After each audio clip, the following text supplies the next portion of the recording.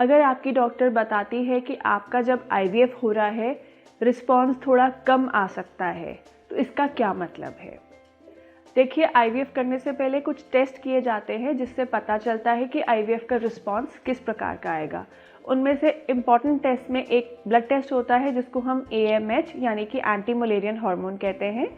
ये हार्मोन से पता लगता है कि ओवरीज में कितने एग्स हैं और कितने एग्स हम आईवीएफ के टाइम पे निकाल पाएंगे। अगर आपका AMH 1 से कम पाया जाए तो ये इंडिकेटर है कि ओवरीज में एग्स कम होने शुरू हो गए हैं और कम एग्स ही हम निकाल पाएंगे। सेकेंड पैरामीटर होता है एंट्रल फॉलिकल काउंट, जिसको हम एक विजाइनल अल्ट्रासाउंड करते समय ओवरीज को देखकर बताते हैं कि ओवरीज में कितने एग्स हमें पीरियड्स के सेकेंड डे पे दिख रहे हैं। अगर हमें सेकेंड डे पर दोनों ओवरीज में 4 से 5 एग्स दिख रहे हों तो एक्सपेक्टेड रिस्पॉन्स भी 4 से 5 एग्स पर ओवरी का ही होता है। अगर आपका एंट्रल फॉलिकल काउंट 2 पर ओवरी से कम पाया जाए तो इसको हम एक पुअर रिस्पॉन्स का इंडिकेटर मानते हैं। और पुअर रिस्पॉन्स के लिए तीसरा इंपॉर्टेंट फैक्टर होता है आपकी उम्र।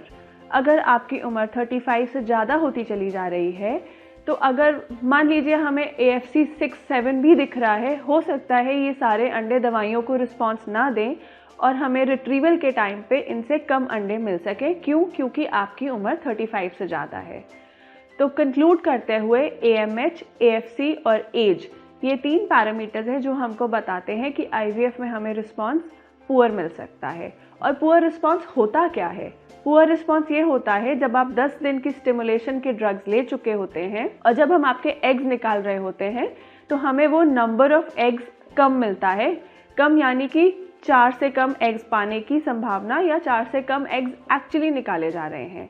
अगर इतने कम एग्स निकलते हैं तो जब उनको स्पर्म से मिलाकर इक्सी की जाती है तो ये रिस्क होता है कि इनका फर्टिलाइजेशन फेलियर हो सकता है या इनसे एक हेल्दी एम्ब्रियो बने या ना बने, बहुत ही एक डाउटफुल सी सिचुएशन हो सकती है जिसको कि हम एक पुअर IVF साइकिल का नाम देते हैं।